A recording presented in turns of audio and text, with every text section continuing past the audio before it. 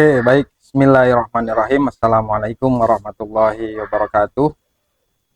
Alhamdulillahirabbil alamin wa bihi nasta'inu ala umuri dunya waddin. Wassalatu wassalamu ala asyrafil anbiya wal mursalin sayyidina Muhammadin wa ala alihi washabbihi ajmain. Amma ba'du. Qala rabbi shrah li sadri wa yassir li amri wahlul 'uqdatam min lisani yafqahu qawli. Qala a'udzu bika min hamazati syayatin wa a'udzu bika rabbi ayyahdurun. Subhanaka la ilma lana illa ma 'allamtana innaka antal alimul hakim. Baik, para pemirsa channel YouTube sekalian, bertemu lagi di channel saya Imam Maula Fikri ya. Kali ini kita akan melanjutkan pembahasan kitab fikih ya, kitab tauhid yang saya pelajari di pesantren. Sebelumnya kita sudah membahas tentang mandi wajib ya, mandi wajib, kemudian mulai dari fardunya atau mulai dari kapan seseorang itu diharuskan mandi wajib ya. Tentu pertama adalah ketika dia jatuh akil balik ya. Kemudian misalkan kalau pada lelaki mimpi basah, kalau pada perempuan berarti setelah haid gitu, haid pertama, kemudian bertemunya dua kemaluan ya, walaupun tidak sampai keluar air maninya. Kemudian kita juga sudah belajar tentang fardu wudu, fardu mandi ya.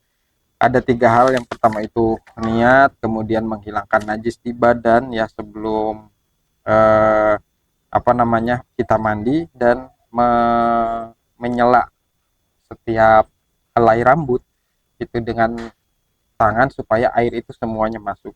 Dan beberapa sunat dari mandi besar itu adalah pertama membaca bismillah, kemudian wudu sebelum mandi, kemudian menggosok-gosok badan ya, mendahulukan bagian kanan daripada bagian kiri, itu sudah kita bahas. Nah, sekarang kita akan membahas tentang mandi yang disunahkan ya. Ada beberapa kondisi ini yang mana Nabi Muhammad mensunahkan kepada umatnya untuk melakukan mandi sebelum kegiatan-kegiatan ini ataupun setelahnya. Faslun, satu pasal, wal iktisalat al masnunah sab'ata asyara ghuslan, dan mandi-mandi yang disunahkan ada 17 sab'atu asyara, 17 ghuslan, mandi ya, ada 17 kondisi mandi yang disunahkan. Yang pertama ghuslul jumu'ati, yaitu mandi di hari Jumat atau sebelum berangkat sholat Jumat. Nah, ini tentu yang sudah umum diketahui ya. Dalilnya adalah Ruwiya al-Bukhari wa Muslim wa ghairihima, diriwayatkan oleh Imam Bukhari dan Imam Muslim ya, dan selainnya, an Ibnu Umar radhiyallahu anhuma, dari Ibnu Umar radhiyallahu anhuma, qala, berkata Ibnu Umar, qala Rasulullah sallallahu alaihi wasallam, berkata Rasulullah sallallahu alaihi wasallam, idza jaa ahadukum ilal jumu'ati falyagtasil, apabila jaa ahadukum, kalian datang ini ya, idza jaa ahadukum ilal jumu'ati, untuk sholat Jumat, falyagtasil, maka mandilah gitu. Wali Muslim, dan dalam riwayat Imam Muslim, arada ahadukum ayyatiya, kalau kalian mau mendatangi sholat Jumat gitu, kalau diartikan seperti itu. Nah, ini artinya Nabi Muhammad memerintahkan kita untuk melakukan mandi sebelum sholat Jumat. Ini disunahkan ya. Makanya sebisa mungkin sebelum kita sholat Jumat, kan di antara sunnah sholat Jumat itu mandi menggunakan wewangian, kemudian menggunakan baju putih gitu ya. Nah, itu supaya secara ibadah pun gitu ya, secara ibadah pun tentu ini ada nilai ibadahnya karena ini perintah Rasulullah. Nah, nanti secara istilahnya sosialnya gitu ya, kita tidak mengganggu jamaah lain ketika melakukan sholat Jumat gitu ya, karena kan sholat Jumat kita tahu durasinya gitu ya agak agak lama ya. Bahkan dianjurkan kita datang lebih awal, kemudian harus mendengarkan khutbah gitu dan lain sebagainya sampai selesai sholat itu, makanya disunahkan untuk mandi. Yang kedua wal idaini, yaitu sholat id, dua id ya, dua id. Nah ini dalilnya Ruya Malik fil Muwatta, diriwayatkan oleh Imam Malik. Imam Malik gurunya Imam Syafi'i ya, fil Muwatta, dalam kitabnya Al Muwatta. Anna Abdullah Abdullah ibni Umar, Abdullah ibnu Umar radhiyallahu anhuma, semoga Allah meridhoi keduanya, karena yaghtasilu yaumal fitri, karena mereka mandi sebelum sholat id, qabla ayyadu wa ilal musalla, sebelum mereka makan atau sarapan ya, kemudian berangkat ke musola. Qiyas biyaumil fitri wa yaumil adha ya, dan kias perumpamaan hari Idul Fitri juga berlaku untuk hari Idul Adha.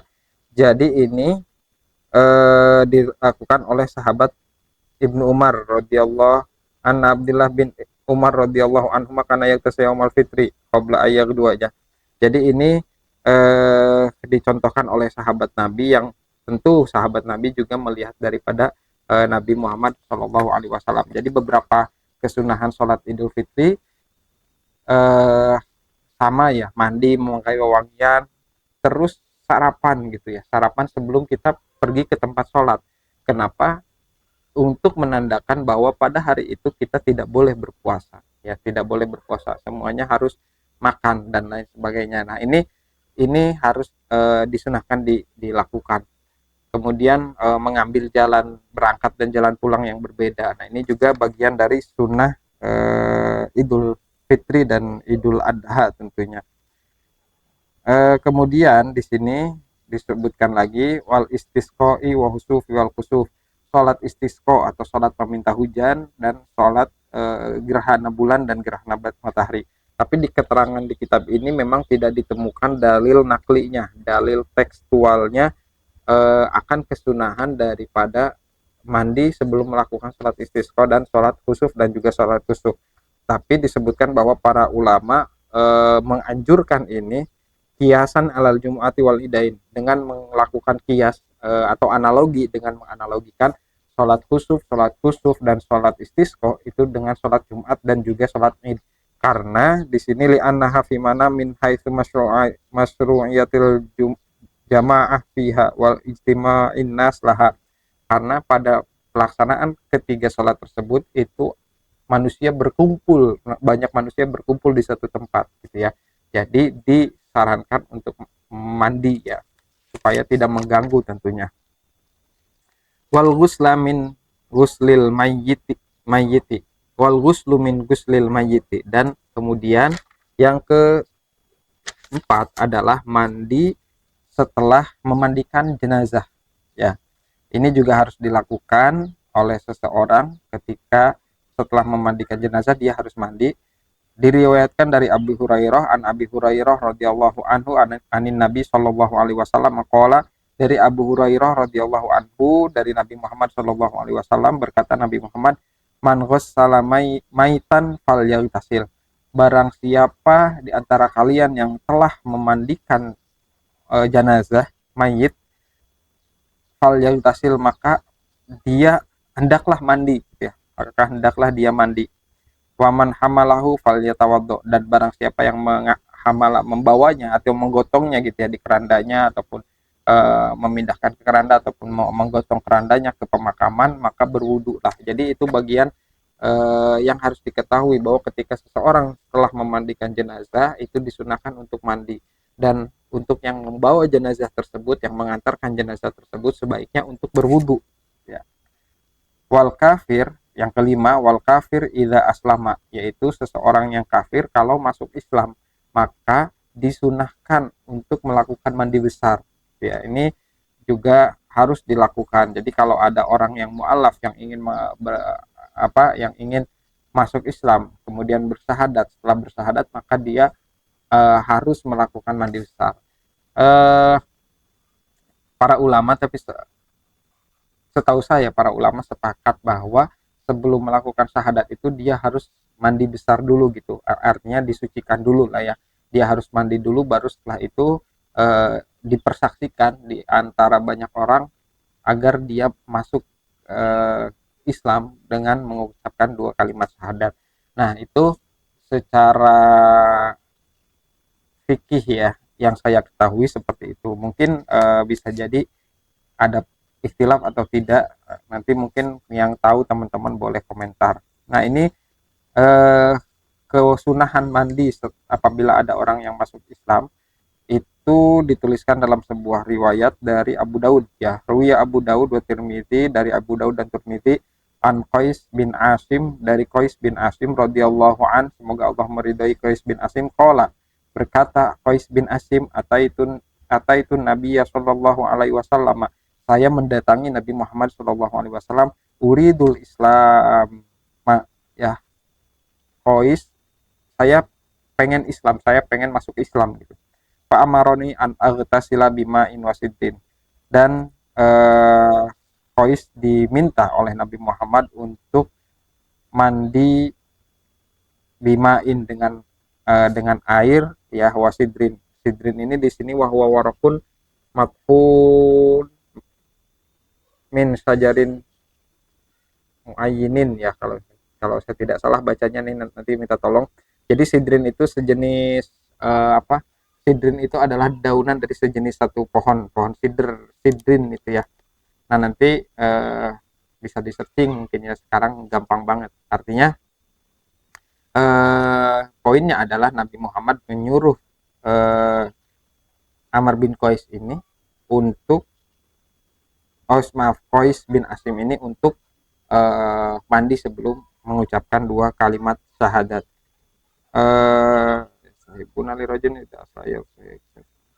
Oke, di sini disebutkan qala Tirmidzi, dari Imam Tirmidzi, ba'da riwayatihil hadis, setelah diriwayatkannya hadis ini, wal amalu alaihi inda ahlil ilm, dan perbuatan di sebagian atau di seorang yang memiliki ilmu gitu ya, yastahibbuna li rajulin idza aslama ayaghtasila wa yaghsilu thiyabahu. Jadi menurut para ulama gitu ya, itu dianjurkan tidak hanya mandinya gitu, tapi juga mencuci pakaian-pakaiannya. Itu yang diucapkan para ulama. Nah, itu adalah 5 kondisi dulu ya, kita bahas 5 kondisi di mana seseorang harus melakukan mandi ya. Yang pertama yaitu ketika akan sholat Jumat, akan sholat Id, kemudian istisqa, khusuf dan kusuf ya. Istisqa, sholat gerhana matahari dan sholat gerhana bulan, mandi setelah memandikan bait, dan orang kafir yang hendak masuk Islam. Itu adalah kondisi-kondisi di mana seseorang disunahkan untuk mandi. Semoga apa yang saya sampaikan bermanfaat. Ketemu lagi di video berikutnya. Wassalamualaikum warahmatullahi wabarakatuh.